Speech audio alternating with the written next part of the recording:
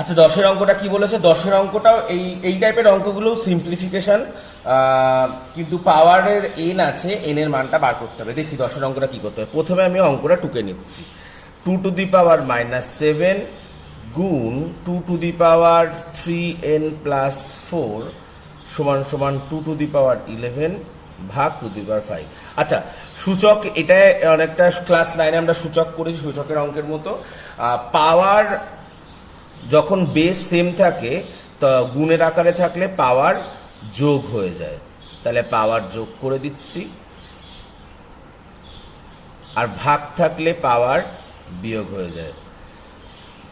তাহলে 2⁻7 + 4 - 3 + 3n সমান সমান 2⁻6। বেস 1 রয়েছে, তাই পাওয়ারগুলো আমি আলাদাভাবে সমান সমান ইকুয়াল টু লিখতে পারি। সমান সমান 6, তার মানে 3n সমান সমান 6 + 3 -3 ছিল, ওপাশে গেল +3 হলো, তাহলে n সমান সমান 9/3, 3 তিরিক্ষা 9। তাহলে n এর মান কত বেরোলো? n এর মান 3 বেরোলো।